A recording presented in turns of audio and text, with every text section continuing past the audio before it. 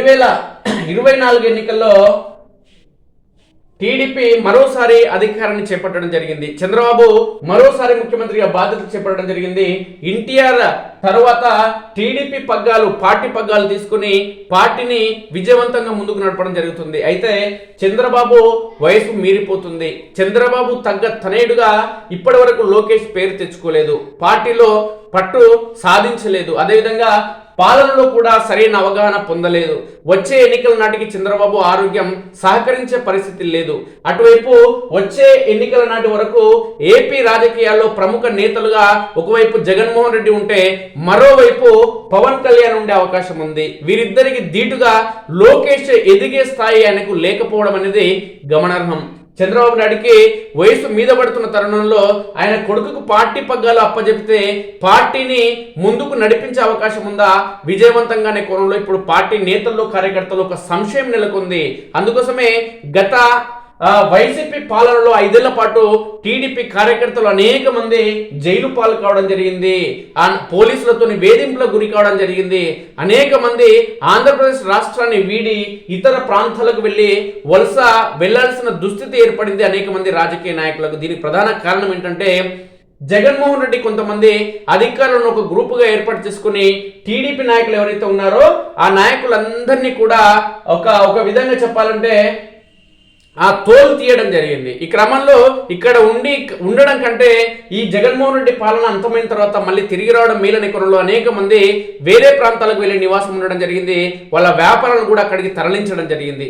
అనేక మంది ఎంపీలుగా ఎమ్మెల్యేలుగా మంత్రులుగా పనిచేసిన వాళ్ళే ఏపీని వదిలి ఇతర రాష్ట్రాలకు వెళ్లాల్సిన దుస్థితి జగన్మోహన్ రెడ్డి పాలనలో ఉండేది. అంటే అలాంటి బలమైన నాయకుడు కావచ్చు, లేదంటే ప్రతిపక్షాల మీద కక్ష సాధింపు చర్యలకు పాల్పడే జగన్మోహన్ రెడ్డి వచ్చే ఎన్నికల నాటికి మరోసారి బలమైన నేతగా బలమైన పార్టీగా ఎన్నికల బరిలో నిలిచే అవకాశం ఉంది. వైసీపీ కావచ్చు, జగన్మోహన్ రెడ్డి కావచ్చు. అదేవిధంగా జనసేన అధినేత పవన్ కళ్యాణ్ గత ఎన్నికల్లో 23 స్థానాల్లో పోటీ చేసి 23 స్థానాల్లో విజయం సాధించి దేశ చరిత్రలోనే ఏ రాజకీయ నాయకుడికి సాధ్యం కాని విధంగా ఒక కొత్త రికార్డు సృష్టించడం జరిగింది జనసేన పార్టీ అధినేత పవన్ కళ్యాణ్. కాబట్టి ఈ జనసేన పార్టీ అధినేత పవన్ కళ్యాణ్ కు బీజేపీ అధినాయకత్వం, కేంద్ర అధినాయకత్వం ఒక వెన్నుదన్ను కల్పించడం జరుగుతుంది, సంపూర్ణ సపోర్ట్ ఇవ్వడం జరుగుతుంది. ఈ సపోర్ట్ ఇచ్చిన క్రమంలోనే 2019 ఎన్నికల సమయంలో చంద్రబాబు బీజేపీకి సంబంధించిన మోడీ పైన అనేక అవాక్కులు చవాకులు చేయడం జరిగింది. బీజేపీ ప్రభుత్వం ఈ దేశానికి పట్టిన శని అని విమర్శలు చేయడం జరిగింది. కాంగ్రెస్ తోనే ఈ దేశానికి మేలు జరుగుతుందని కాంగ్రెస్ తోని పొత్తు పెట్టుకుని పటాపంచలు కావడం జరిగింది టీడీపీ పార్టీ. నా తర్వాత బుద్ధి తెచ్చుకొని ఇక కాంగ్రెస్ తో అయ్యేది లేదు, సచ్చేది లేదు నాయన, నా పాన ఉన్నకాడికి ఊసిపోయేటట్టుందని చెప్పి గత ఎన్నికల సమయంలో పవన్ కళ్యాణ్ మధ్యలో ఉంచి మధ్యవర్తితో నిలిపి కేంద్ర బీజేపీ నాయకత్వంతో సంప్రదింపులు జరిపి మరోసారి కూటమిగా ఏర్పడి టీడీపీ, బీజేపీ, జనసేన కూటమిగా ఏర్పడి అధికారాన్ని చేజిక్కించుకోవడం జరిగింది చంద్రబాబు. కానీ వచ్చే ఎన్నికల నాటికి ఈయన వయసు సహకరించే అవకాశం లేదు. ఆ సంశయంలోనే అనేక మంది టీడీపీకి సంబంధించిన నాయకులు, కార్యకర్తలు, మాజీ మంత్రులు, ప్రస్తుత ఎమ్మెల్యేలు, ఎంపీలు అందరూ కూడా ఆలోచనలో పడడం జరిగింది. వచ్చే ఎన్నికల నాటికి మా పరిస్థితి ఏంటి? మేము వెళ్తే జగన్మోహన్ రెడ్డి దగ్గరికి వెళ్లే పరిస్థితులు, ఎందుకంటే మమ్మల్ని అనేక వేధింపులకు గురి చేయడం జరిగింది. ఇక వచ్చే ఎన్నికల నాటికి చంద్రబాబు వయసు మీద పడుతుంది, పార్టీని పటిష్టంగా నడిపే పరిస్థితి ఆయనకు లేదు, ఆ అవకాశం ఆయనకు ఉండదు, వయసు మీద పడుతుంది. కాబట్టి ఇక లోకేష్ పరిస్థితి చూస్తే పార్టీ పైన పట్టు ఆయనకు ఇప్పటి వరకు రాలేదు, భవిష్యత్తులో వస్తుందన్న సంపూర్ణమైన పట్టు వస్తుందన్న ఆశ పార్టీ నేతలకు, కార్యకర్తలకు లేదు. ఈ క్రమంలోనే తెలంగాణ రాష్ట్రంలో కూడా టీడీపీ పార్టీ అధపాతాళానికి పోవడానికి కారణం కొంతమంది తెలంగాణ రాష్ట్రంలో ఉన్నటువంటి ఒక్కసారి ఎమ్మెల్యేగా పనిచేసినటువంటి ఒక పనికిమాలిన నాయకుని మాటలు నమ్మి ఈరోజు తెలంగాణ రాష్ట్రంలో పార్టీ అనేది కూకటి వేళ్లతో పెకిలించుకుపోయేలా ఒక విధంగా చంద్రబాబు నాయుడే కారణం. ఈ క్రమంలోనే అటువైపున కూడా అనేక మంది చెప్పుడు మాటలు విన్న నేతలతోనే పార్టీని గత ఎన్నికల్లో ఓడించుకునే పరిస్థితి. కొంతమంది మీడియా తప్పుడు ఆలోచనలు, సూచనలు, సలహాలు ఇవ్వడం కూడా చంద్రబాబు నాయుడిని అంటే బిఫోర్ ఎన్నికల్లో ఓడించడం, పార్టీ ఓడిపోవడం జరిగింది. కానీ గత ఎన్నికల సమయంలో పవన్ కళ్యాణ్ స్టమినా కావచ్చు, కేంద్రంలోని బీజేపీ సపోర్ట్ కావచ్చు, అధికారుల సపోర్ట్ కావచ్చు, కూటమిగా ఏర్పడినటువంటి చంద్రబాబు అధికారాన్ని చేజిక్కించుకోవడం జరిగింది. కానీ వచ్చే ఎన్నికల్లో ఆ పరిస్థితి ఉండదు. ఇప్పుడు వచ్చే ఎన్నికల నాటికి టీడీపీ కానీ చంద్రబాబుకు గడ్డు పరిస్థితులు ఉన్నాయి. ఆ పార్టీలో ఉన్నటువంటి కార్యకర్తలు, నేతలందరూ కూడా ఒక సంశయం నెలకొంది, ఒక ప్రశ్న అనేది తలెత్తుతుంది.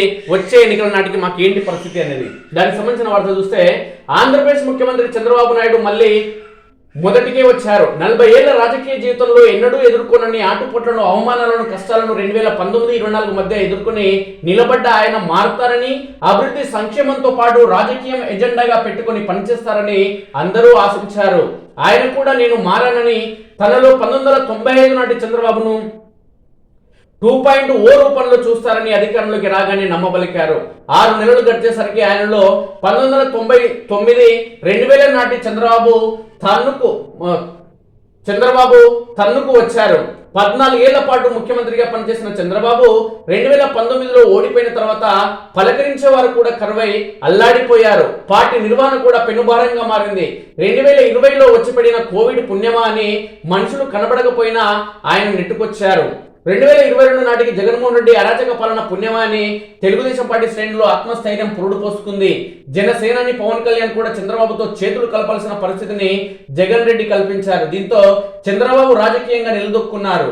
రాజకీయంగా ప్రశ్నార్థకంగా మారిన దశ నుంచి 4వ పర్యాయం అధికార పగ్గాలు చేపట్టగలిగారు. అయితే తాను మారానని చెప్పుకున్న ఆయన ఈ 6 నెలల్లో నిజంగా మారారా లేదా అన్న ఆత్మ పరిశీలన చేసుకోవాల్సిన పరిస్థితి ఏర్పడింది. ప్రభుత్వ పనితీరును పక్కన పెడితే తెలుగుదేశం పార్టీ అధినేతగా ఆయన పోకడలు పార్టీ శ్రేణులు నైరాగ్యాన్ని నింపుతున్నాయి.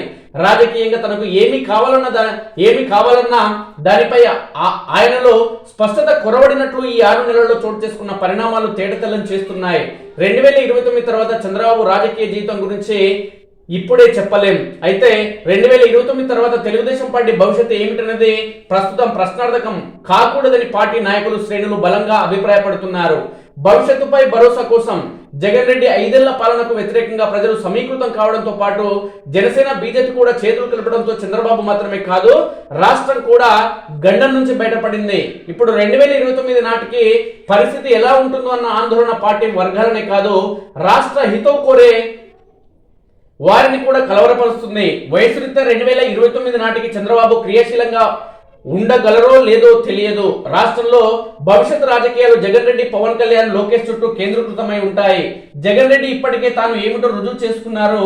అతనికి కొన్ని వర్గాలు బలంగా మద్దతిస్తున్నాయి. పవన్ కళ్యాణ్ కు కాపు సామాజిక వర్గం కూడా పూర్తి అండగా ఉంది. మిగతా వర్గాలకు చేరువ కావడానికి ఆయన ప్రయత్నాలు మొదలు పెట్టారు. మరి లోకేష్ పరిస్థితి ఏంటి? మర్రి చెట్టు కింద మరో ముక్క బతికి బట్ట కట్టదు అన్నట్లుగా అతడి పరిస్థితి ఉంది. చంద్రబాబు నీడలోనే ఆయన ఉన్నారు. చంద్రబాబు క్రియాశీలంగా ఉన్నంత వరకు లోకేష్ ఎదగడం కష్టం. యువగలం పేరుతో పాదయాత్ర చేసినంత మాత్రాన అతడు ప్రజానాయకుడిగా ఎదగాడని భావించలేం. లోకేష్ కు మంత్రిత్వ శాఖ కేటాయింపులో కూడా చంద్రబాబు తప్పు చేశారు. ఇప్పుడు లోకేష్ ఎంతగా శ్రమించి పెట్టుబడులు, కంపెనీలు తీసుకొచ్చిన ఆ ఖ్యాతి చంద్రబాబు ఖాతాలోకి పోతుంది. తెలంగాణ ముఖ్యమంత్రిగా కేసీఆర్ ఉన్నప్పుడు ఐటీతో పాటు ఇతర రంగాల్లోకి పెట్టుబడులను ఆకర్షించే ఓపిక, నైపుణ్యం ఆయనలో ఉండేవి కావు. ఆ కారణంగా ఆ సబ్జెక్టును కుమారుడు కేటీఆర్ కు అప్పగించి తాను రాజకీయాలపై దృష్టి కేంద్రీకరించారు. చంద్రబాబు, లోకేష్ పరిస్థితి వేరు. అభివృద్ధికి చిరునామాగా చంద్రబాబుకి ఇప్పటికీ పేరుంది. అధికారంలో ఉన్నంతసేపు చంద్రబాబు అభివృద్ధిపైన దృష్టి కేంద్రీకరించేవారు, రాజకీయాన్ని గాలికి వదిలేసేవారు. ఈ కారణంగా 2009, 2019లో ఆయన ఓడిపోయారు. రాజశేఖర రెడ్డి ముఖ్యమంత్రిగా ఉన్నప్పుడు అభివృద్ధి సంక్షేమంతో పాటు రాజకీయానికి కూడా సమ ప్రాధాన్యత ఇచ్చేవారు. ఆ కారణంగానే ఆయన అత్యవసర మెజార్టీతోనైనా 2009లో తిరిగి అధికారంలోకి రాగలిగారు. ఇక లోకేష్ భవిష్యత్తు చూస్తే తెలుగుదేశం పార్టీని ఎన్టీ రామారావు ఏర్పాటు చేసినప్పటికీ 1995 తర్వాత నుంచి పార్టీని నిలబెడుతున్న ఘనత చంద్రబాబుకే దక్కుతుంది. ఎన్టీఆర్ వేసిన బలమైన పునాదే చంద్రబాబు చాణక్యం కారణంగా 4 దశాబ్దాలు దాటిన తెలుగుదేశం పార్టీ మనుగడ సాగిస్తుంది. ఇప్పుడు చంద్రబాబు వయోభారం కమ్ముకొస్తుంది. ఈ నేపథ్యంలో చంద్రబాబు తర్వాత ఎవరు అనే ప్రశ్న సహజంగానే ఉత్పన్నమవుతుంది. చంద్రబాబు వారసుడిగా లోకేష్ తెర మీద కనిపిస్తున్నప్పటికీ చంద్రబాబు నీడ పడుతున్నంత వరకు ప్రత్యామ్నాయ నాయకుడిగా అతడికి ప్రజామోదం లభిస్తుందా అన్నది ప్రశ్నార్థకమే. 2029 నాటికి రాష్ట్ర రాజకీయాలు జగన్ రెడ్డి, పవన్ కళ్యాణ్, లోకేష్ మధ్యనే కేంద్రీకృతం అవుతాయి. జగన్ రెడ్డి పవన్ కళ్యాణ్ సొంత పార్టీలకు సారథ్యం వహిస్తున్నారు. లోకేష్ పరిస్థితి అది కాదు. చంద్రబాబు ఉన్నంత వరకు అతను పార్టీ అధ్యక్షుడు కాగలరా? చంద్రబాబు ఫిజికల్ గా ఎంత ఫిట్ గా ఉన్నప్పటికీ 2029 నాటికి ఆయన 8-10 వయసుకు చేరువవుతారు. అంటే ఈ లోపు చంద్రబాబుకు ప్రత్యామ్నాయంగా తెలుగుదేశం పార్టీని నడిపించగల సత్తా లోకేష్ లో ఉందని అటు ప్రజలతో పాటు ఇటు శ్రేణుల్లోనూ నమ్మకం కలిగించాలి. ప్రస్తుతం జనసేనాని పవన్ కళ్యాణ్ భారతీయ జనతా పార్టీకి ఆప్తుడుగా ఉంటున్నారు. బీజేపీ అగ్రనాయకత్వం రాష్ట్రంలో చంద్రబాబును పూర్తిగా నమ్ముతుందని భావించలేం. పవన్ కళ్యాణ్ ప్రోత్సహించడం ద్వారా తెలుగుదేశం పార్టీకి ప్రత్యామ్నాయంగా ఎదగాలని బీజేపీ అగ్రనాయకత్వం తలపిస్తుందని చెప్తున్నారు. అవినీతి కేసుల కారణంగా జగన్ రెడ్డి బలహీనపడితే ఆ స్థానాన్ని కాంగ్రెస్ పార్టీ ఆక్రమించే అవకాశం ఉంది. ఎన్నికలు జరిగి 7 నెలలైన తెలుగుదేశం పార్టీ మద్దతుతో కేంద్రంలో నరేంద్ర మోడీ 3వ పర్యాయం అధికారంలోకి రాగలిగిన జగన్ రెడ్డి కేసులలో కదలిక మాత్రం ఉండడం లేదు. పవన్ కళ్యాణ్ విషయానికి వస్తే ఆయన ఎప్పుడైనా కేంద్రంలో మంత్రి పదవి చేపట్టే అవకాశం ఉందని అంటున్నారు. అందుకే రాష్ట్రంలో తన స్థానంలో తన సోదరుడు నాగబాబును మంత్రిగా చేయాలని ఆయన కోరినట్లుగా ప్రచారం జరుగుతుంది. పవన్ కళ్యాణ్ ఇటీవల రాష్ట్రంలో హిందూ ధర్మాన్ని నెత్తికెత్తుకున్నారు. అంటే బీజేపీతో ఆయనకు బలమైన అనుబంధం ఏర్పడిందని భావించాలి. రాజకీయాలు నిశ్చలంగా ఉండవు, ఎప్పుడైనా ఏదైనా జరగవచ్చు. తెలుగుదేశం జనసేన మధ్య ప్రస్తుతం ఉన్న సఖ్యత 2029 వరకు కూడా కొనసాగుతుందని చెప్పలేం. ఈ రెండు పార్టీల మధ్య చిచ్చు పెట్టడానికి వైసీపీ తన ప్రయత్నాలు ఇదివరకే మొదలుపెట్టింది. వయోభారం కారణంగా చంద్రబాబు పనైపోతుందని జాతీయ స్థాయిలో అత్యధిక పాపులారిటీ కలిగి ఉన్న పవన్ కళ్యాణ్ ప్రభుత్వానికి సారథ్యం వహిస్తే బాగుంటుందని వైసీపీ ఎంపీ విజయసాయిరెడ్డి వంటి వారు ఎక్కించే ప్రయత్నం చేస్తున్నారు. 2029 నాటికి తెలుగుదేశం పార్టీ ముందు ఉండబోయే సవాళ్లు ఇవే. ఈ నేపథ్యంలో చంద్రబాబు లోకేష్ల ఆలోచనలు ఏమిటో తెలియదు. ఇరువురు క్షణం తీరిక లేకుండా గడుపుతున్నారు. చంద్రబాబు మారారా? తనలో 1995 నాటి వర్షన్ చూస్తారని చంద్రబాబు చెప్పినప్పటికీ ఆయనలో 1999-24 మధ్య పుట్టుకొచ్చిన చంద్రబాబే కనిపిస్తున్నారని అంటున్నారు. అధికారిక కార్యక్రమాలతో బిజీగా ఉంటూ మంత్రులు పార్టీ నాయకులకు కూడా సమయం ఇవ్వడం లేదని అంటున్నారు. ప్రభుత్వ పరంగా వెలువడుతున్న అధికారిక ప్రకటనలు కూడా తెలుగుదేశం పార్టీకి మేలు చేసేవిగా కనిపించడం లేదు. 1999 తర్వాత తనను తాను సీఈఓగా పిలిపించుకోవడానికి ముచ్చటపడిన చంద్రబాబు జిఎంఆర్ ఎయిర్పోర్ట్ కు, ఔటర్ రింగ్ రోడ్ కు, సైబరాబాద్ నగరానికి అంకురార్పణ చేశారు. హైదరాబాద్ నగరంపై అధికంగా ఫోకస్ చేశారు. దీంతో అభివృద్ధి అంతా హైదరాబాద్ లోనే కేంద్రీకృతం అవుతుందని ఉమ్మడి రాష్ట్రంలోని మిగతా 22 జిల్లాల ప్రజలు అభిప్రాయపడ్డారు. సంపద సృష్టించి అప్పుడు కూడా పదే మాట్లాడేవారు. గిరిజన తండాలకు వెళ్ళినప్పుడు వారి మౌలిక సమస్యలు అడిగి తెలుసుకోకుండా సత్యం కంప్యూటర్స్ రామలింగరాజు వలె అందరూ అభివృద్ధిలోకి రావాలని చెప్పేవారు. తాగడానికి గుక్కెడు నీటి కోసం ఎదురు చూసే గిరిజనుల వద్ద సత్యం రామలింగరాజు గురించి చెబితే వికటించదా? అదే జరిగింది. తాను ఫోకస్ పెట్టిన హైదరాబాద్ నగరంలో కూడా 2004 ఎన్నికల్లో చంద్రబాబుకు పరాభవం మిగిలింది. ఐఎస్బి వంటి సంస్థలు హైదరాబాద్ లో ఏర్పడడానికి చంద్రబాబే కారణమని ఇప్పటికీ పలువురు ప్రశంసిస్తారు. అంత మాత్రాన ఆ ప్రశంసలు ఓట్లు తెచ్చిపెట్టవని రుజువైంది. దేశ తొలి ప్రధాని జవహర్లాల్ నెహ్రూ పంచవర్ష ప్రణాళికలను అమలు చేశారు. అందుబాటులో ఉన్న ఆర్థిక వనరులను దృష్టిలో పెట్టుకుని 5 ఏళ్లలో చేయగలిగే వాటి గురించి మాత్రమే ఆయన చెప్పేవారు. ఫలితంగా ఆయన మరణించే వరకు ప్రధానిగానే ఉన్నారు. స్వాతంత్రం వచ్చిన నాటి పరిస్థితులతో ఇప్పటి పరిస్థితులను పోల్చలేం. ఆర్థిక సంస్థల వద్ద నిధులు మూలుగుతున్నాయి. ఎంతటి భారీ ప్రాజెక్టుకైనా నిధుల కొరత అడ్డంకి కావడం లేదు. 1,00,000 కోట్లతో తెలంగాణలో కాళేశ్వరం ప్రాజెక్టు నిర్మించాలంటే నిధుల లభ్యత ఉన్నందునే కదా. ఇప్పుడు చంద్రబాబు నాయుడు ప్రభుత్వం ఆంధ్రప్రదేశ్ లో గోదావరి పెన్నా నదుల అనుసంధానికి పూనుకుంది. 10 ఏళ్లు దాటిన పోలవరం ప్రాజెక్టు పూర్తి కానందున ఇలాంటి భారీ ప్రాజెక్టులపై ప్రజలకు సహజంగానే అనుమానాలు ఉంటాయి. సంకల్ప బలం ఉండి సరైన ప్రణాళికతో వ్యవహరించి ఉంటే పోలవరం ఎప్పుడో పూర్తయ్యేది. 2014-19 మధ్య కాలంలో వలె ఇప్పుడు చంద్రబాబు మళ్ళీ పోలవరం రాజధాని అమరావతి జపం చేస్తున్నారు. అమరావతి నిర్మించడానికి అధిక ప్రాధాన్యం ఇస్తున్నారన్న అపోహలు ఇతర ప్రాంతాల ప్రజల్లో ఏర్పడడానికి కారణమవుతున్నారు. అమరావతిపై గతంలో విషం కక్కిన శక్తులే మళ్ళీ విషం చిమ్మడానికి సిద్ధమవుతున్నాయి. ఇక జగన్ అరాచకాలు మర్చిపోతే ఎలా? ఇప్పుడు మళ్ళీ అసలు విషయానికి వద్దాం. అభివృద్ధి ఎజెండాను చెప్పిస్తున్న చంద్రబాబు రాజకీయ ఎజెండాను మళ్ళీ పక్కన పడేశారు.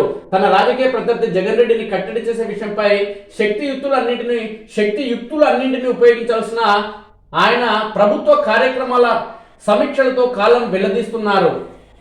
6 నెలలు గడిచిన రాజకీయ ప్రత్యర్థిపై కేసులకు అతిగతి కనిపించడం లేదు. దీంతో పార్టీ శ్రేణులే కాదు, గత 5 ఏళ్ల చీకటి పాలనను గుర్తు చేసుకుంటున్న ప్రజలు కూడా ఆందోళన చెందుతున్నారు. జగన్ రెడ్డి అనే రాజకీయ భూతాన్ని సీసాలో బంధించినంత వరకు ఆంధ్రప్రదేశ్ లో పెట్టుబడులు పెట్టాలనుకుంటున్న వారిలో కూడా ఆందోళన ఉంటుంది. జగన్మోహన్ రెడ్డి విషయం అటుంచితే ఆయన చుట్టూ ఉన్న వారి అరాచకాలను గుర్తించి కేసులు పెట్టి కట్టడి చేయడంలో కూడా ప్రభుత్వం విఫలమవుతుంది. కోడి కెలికినట్లు ఆయా కేసులను కెలికి వదిలేస్తున్నారు. దీంతో మనకు ఏమీ కాదులే అన్న ధీమా వైసీపీ నాయకుల్లో ఏర్పడుతుంది. ఈ పరిస్థితిని తెలుగుదేశం శ్రేణులు జీర్ణించుకోలేకపోతున్నాయి. తనకు ఏం కావాలో స్పష్టమైన ఆదేశాలు ఇవ్వడంలో చంద్రబాబు ఇప్పటికీ మీనమేషాలు లెక్కిస్తున్నారు. ప్రభుత్వ యంత్రాంగం కలుషితమైందని అందరికీ తెలుసు. చంద్రబాబు సహా రాజకీయ ప్రత్యర్థులను కట్టడి చేయడానికి జగన్ రెడ్డి ముఖ్యమంత్రిగా ఉన్నప్పుడు డజను మంది అధికారులను ఎంచుకుని వారికి పూర్తి స్వేచ్ఛ ఇచ్చారు. చంద్రబాబు కోసం అలా చొక్కాలు చించుకొని అధికారులు ఇప్పుడు కనిపించడం లేదు. ముఖ్యమంత్రి పేషి కూడా బలహీనంగా ఉంది. అధికార పార్టీ రాజకీయ ప్రయోజనాలకు ప్రాధాన్యత ఇవ్వాల్సి ఉంటుందన్న భావన ముఖ్యమంత్రి పేషి అధికారులు కనిపించడం లేదు. అంతా మొక్కుబడిగా సాగుతుంది. ఇందుకు కారణం లేకపోలేదు. జగన్ రెడ్డిని నమ్ముకుంటే ఆయనే తమను కష్టాల్లో కూడా చూసుకుంటారన్న నమ్మకం ఆయన కోసం పనిచేసిన అధికారుల్లో ఉండేది. ఇప్పుడు అలాంటి భరోసాను చంద్రబాబు ఇవ్వలేకపోతున్నారు. రాజకీయ ప్రత్యర్థుల విషయంలోనూ కాదు, హద్దుమీరి ప్రవర్తిస్తున్న సొంత పార్టీ శాసనసభ్యులను కూడా చంద్రబాబు కట్టడి చేయలేకపోతున్నారు. అరాచకంగా వ్యవహరించడంలో కొందరు తెలుగుదేశం శాసనసభ్యులు జగన్ హయాంను ఆదర్శంగా తీసుకుంటున్నారు. అప్పుడు శాసనసభ్యులకు జగన్ రెడ్డి అంటే భయం ఉండేది. ఇప్పుడు అలాంటి భయం కూడా లేదు. కొంతమంది శాసనసభ్యుల దుశ్చర్యల గురించి వింటూ ఉంటే రోతగా ఉంటుంది. శాసనసభ్యుడు అనే పదానికి నిర్వచనం మారిపోయింది. రాజశేఖర రెడ్డి అధికారంలోకి వచ్చిన తర్వాత శాసనసభ్యులు లాభపడ్డారన్న భావన రాజకీయ వర్గాల్లో బలంగా వ్యాపించింది. అది జగన్ రెడ్డి హయాంలో మరింత వికృతంగా విస్తరించింది. తెలంగాణలో కేసీఆర్ అధికారం కోల్పోవడానికి బీఆర్ఎస్ ఎమ్మెల్యేల దందాలు కూడా ఒక కారణం. జగన్ రెడ్డి కేవలం 11 సీట్లకే పరిమితం కావడానికి ఆయన పోకడలు, ప్రాధాన్యతల లోపాలతో పాటు శాసనసభ్యుల అరాచకాలు కూడా కారణం. ఇప్పుడు ఆంధ్రప్రదేశ్ లో క్షేత్రస్థాయిలో పలువురు ఎమ్మెల్యేల వ్యతిరేకత బలపడుతుంది. జనసేన బీజేపీ బలంతో నిమిత్తం లేకుండానే తెలుగుదేశం పార్టీకి సొంతంగానే కావలసినంత మెజార్టీ ఉంది. ఈ పరిస్థితిలో కూడా చంద్రబాబు సొంత పార్టీ వారిని కట్టడి చేయలేకపోతే అది చేతగానితనమే అవుతుంది. కడప జిల్లాలో విమానాశ్రయానికి సంబంధించిన పనులను తమకే ఇవ్వాలంటూ స్థానిక ఎమ్మెల్యే అండతో ఎయిర్పోర్ట్ మేనేజర్ను కిడ్నాప్ చేయడాన్ని ఎలా చూడాలి? ఇలాంటి పనులు చేయడానికి అయితే ప్రభుత్వం మారడం ఎందుకు? జగన్ రెడ్డి పాలనలో ఇంతకంటే దౌర్జన్యాలను పకడ్బందీగా చేశారు కదా. హద్దు మీరుతున్న ఎమ్మెల్యేలను కట్టడి చేయడానికి పూనుకోని పక్షంలో ప్రజల్లో వ్యతిరేకత ఏర్పడకుండా ఉంటుందా? అదే జరిగితే ప్రభుత్వం నుంచి పవన్ కళ్యాణ్ వైద్యులను ఆశ్చర్యపోవాల్సింది ఏమీ లేదు. ఇలాంటి అంశాలపై ఫోకస్ పెట్టవలసింది పోయి రాష్ట్రంలో మరో 7 ఎయిర్పోర్టుల నిర్మాణం చేపడతామని ప్రకటించడంలో ఔచిత్యం ఏమైనా ఉందా? ఎయిర్పోర్ట్ల వల్ల అభివృద్ధి జరుగుతుందా? ప్రజల కడుపు నిండుతుందా? ప్రభుత్వ పరంగా ప్రాధాన్యతలు ఎలా ఉండాలి? పార్టీ పరంగా ప్రాధాన్యతలు ఏమిటి అనే విషయాలపై ముఖ్యమంత్రి స్పష్టత ఉండాలి. ఈ రెండింటిని సమతుల్యం చేసుకుంటూ పోతేనే ప్రజల్లోనూ కేడర్లోనూ ఫీల్ గుడ్ భావన ఏర్పడుతుంది. ఇక మోదీని చూసైనా రాజకీయ కక్ష సాధింపులకు తాము దూరమని చంద్రబాబు చెప్పడాన్ని స్వాగతించాల్సిందే. అయితే తప్పు చేసిన వారిని వదిలిపెడితే అది చేతగానితనమే అవుతుంది. గత ప్రభుత్వంలో తప్పు చేసిన వారిని వదిలిపెట్టబోమని ముఖ్యమంత్రి కూడా చెబుతున్నారు. అయితే అది ఎప్పుడు అని పార్టీ శ్రేణులు ప్రశ్నిస్తున్నాయి. తెలుగుదేశం పార్టీ భవిష్యత్తుకు డోకా లేదు. జగన్ రెడ్డిని మళ్ళీ అధికారంలోకి రానివ్వబోమన్న భరోసా పార్టీ కార్యకర్తలకు, ప్రజలకు ఇవ్వనంత వరకు తెలుగుదేశం పార్టీలో సనుగుళ్ళు గొడుగుళ్ళు ఉంటూనే ఉంటాయి. పార్టీ భవిష్యత్తుకు డోకా లేదని రుజువు చేసినప్పుడే పార్టీలో క్రమశిక్షణ ఉంటుంది. లేకపోతే ఎవరికి వారు పక్క చూపులు చూస్తుంటారు. అధికారం ఉన్నంత వరకు పబ్బం గడుపుకునే తర్వాత నువ్వు కాకపోతే మరొకరుని గెంతుతారు. ఇది మంచి ప్రభుత్వం అని ప్రజలు నమ్మాలంటే ఏం చేయకూడదు అవన్నీ జగన్ రెడ్డి హయాంలో చేశారు. రాజకీయ ప్రత్యర్థులను కట్టడి చేయించడానికి ఏం చేయవచ్చునో కూడా అతనే చేసి చూపించాడు. కూటమి ప్రభుత్వం ఇప్పుడు ఈ దిశగా కొత్తగా మేధోమథనం చేయాల్సిన అవసరం ఉంది. కట్టు తప్పుతున్న ఎమ్మెల్యేలను, ఇతరులను వెంటనే అదుపులో పెట్టాలి. జగన్ రెడ్డి అధికారంలో ఉన్నప్పుడు తెలుగుదేశం వాళ్ళను అరెస్ట్ చేసి న్యాయస్థానం ముందు ప్రవేశపెట్టిన తర్వాత మాత్రమే వారిపై ఏమి కేసు పెట్టారో తెలిసేది. ఇప్పుడు అలా కాకుండా అరెస్టుల విషయం మర్చిపోయి ఎఫ్ఐఆర్ లోని వివరాలను పోలీసులు ముందుగానే చెప్పేస్తున్నారు. దీంతో ఆయా కేసులు మోపబడిన వారు న్యాయస్థానాల నుంచి ఉపశమనం పొందుతున్నారు. తెలుగుదేశం కేడర్లో అసంతృప్తి రాగలగడానికి ఇది ప్రధాన కారణం. రాజధాని నిర్మించి 4 ప్రాంతాలలో పరిశ్రమలు ఏర్పాటు చేయించినంత మాత్రాన ఓట్ల వర్షం కురవదు. 2019కి ముందే ఈ కియా పరిశ్రమ ఏర్పాటై అనంతరం అనంతపురం జిల్లాలో ఆ పరిశ్రమ వల్ల లాభపడిన నియోజకవర్గాల్లో కూడా తెలుగుదేశం పార్టీ గెలవలేదే. నెహ్రూ, ఇందిరాగాంధీ తర్వాత సుదీర్ఘకాలం పాటు దేశాన్ని పాలించిన ఘనత నరేంద్ర మోదీకి దక్కుతుంది అంటే అందుకు ఆయన అనుసరించిన రాజకీయ వ్యూహాలే కారణం. ఆయన తనను తాను పెంచుకుంటూ భారతీయ పార్టీని కూడా పెంచారు. రాజకీయ ప్రత్యర్థులను ఎలా కట్టడి చేయాలో, ఎవరిని ఎలా దారికి తెచ్చుకోవాలో ఆయనను చూసి నేర్చుకోవాలి. చంద్రబాబు కొత్తగా శోధించి కనిపెట్టాల్సింది ఏమీ లేదు. ప్రధాని మోదీని గమనిస్తే చాలు. 2029 ఎన్నికల నాటికి తెలుగుదేశం పార్టీకి తన కుమారుడైన లోకేష్ కు ఇబ్బంది లేకుండా భవిష్యత్తుకు భరోసా ఇవ్వాలంటే జగన్ రెడ్డిని రాజకీయంగా దెబ్బతీయడమే ఏకైక మార్గం. జగన్ రెడ్డిని అష్ట దిగ్బంధం చేయగలిగితే 2029 ఎన్నికల తర్వాత ఆలోచించాల్సిన అవసరం కూడా ఉండదు. ఆ ఎన్నికల్లో తెలుగుదేశం పార్టీ గెలుపు నల్లేరు మీద నడకలా ఉంటుంది. తెలుగుదేశం పార్టీ నాయకత్వాన్ని కూడా లోకేష్ కు బదలాయించడానికి ఆటంకాలు ఎదురు కావు. ఆ దిశగా చర్యలు తీసుకోకుండా ఉదయం నుంచి రాత్రి పొద్దుపోయే వరకు బిజీగా గడిపితే పార్టీ కేడర్ తో పాటు ప్రజలకు కూడా చంద్రబాబు దూరం అవుతారు. 2019-24 మధ్య కాలం నాటి చేదు అనుభవాలను చంద్రబాబు అనుక్షణం గుర్తు చేసుకోవాలి. ఇకనైనా చంద్రబాబు అడుగులు సరైన మార్గంలో పడిన పక్షంలో 2029-24 మధ్య కాలంలో ఆయనకు అండగా నిలిచిన వర్గాలు, వ్యక్తులు కూడా ఆయనకు దూరం అవుతారు. 2029 నాటికి తనకు ఉండబోయే ప్రతికూలతను దృష్టిలో పెట్టుకుని మెలిగితే చంద్రబాబుకి మంచిది. అంటే మొత్తానికి చంద్రబాబు ఖేల్ ఖతం కాబోతుంది అనేది ఆయన అత్యంత ఆత్మీయ మిత్రుడు, ఆత్మగా చెప్పుకున్నటువంటి రాధాకృష్ణని చెప్పడం జరుగుతుంది.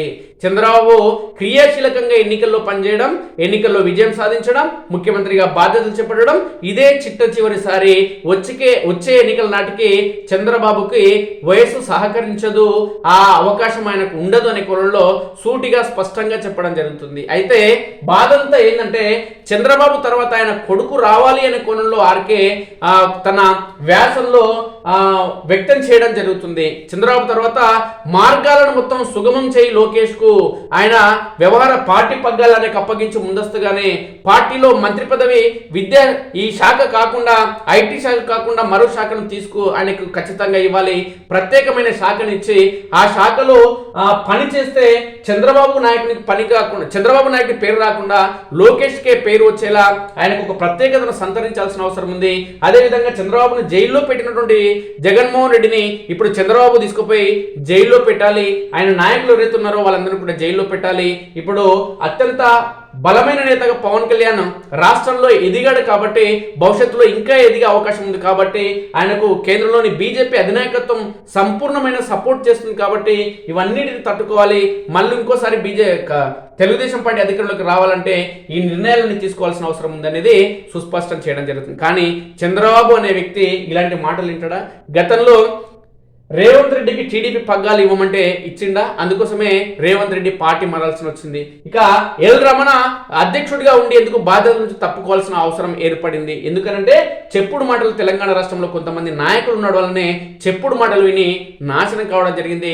తెలంగాణ రాష్ట్రంలో పార్టీ అనేది కూకటి వెళ్ళతో పెకిలించడం జరిగింది. మళ్ళీ ఇప్పుడు సభ్యత్వాలు చేస్తున్నారు. సభ్యత్వాలు చేసే సమయంలో కూడా ఆ దళిద్రుడు, సావుకు దగ్గర ఉన్నటువంటి దళిద్రుడే ఇంకా ఈ తెలంగాణ రాష్ట్రంలో టీడీపీలో క్రియాశీలకమైన పాత్ర పోషిస్తున్నాడు కాబట్టి వాని ముఖం చూసి ఎవరు కూడా పార్టీ సభ్యత్వాలు చేసే పరిస్థితి కూడా లేదు. కానీ ఆ దరిద్రుని మాటని చంద్రబాబు నాయుడు వింటాడు అనేది సుస్పష్టం. అంటే మాయ మాటలు, నంగనాచి మాటలు, పొగడ్తలు మాత్రమే ఈ రాజకీయ నాయకులకు తలకెక్కుతాయి తప్ప వాస్తవాలు తలకెక్కవు అనడానికి అందరూ రాజకీయ నాయకుల మాదిరిగానే చంద్రబాబు కూడా అందులో ప్రత్యేకం ఏమీ కాదు అనేది సుస్పష్టం.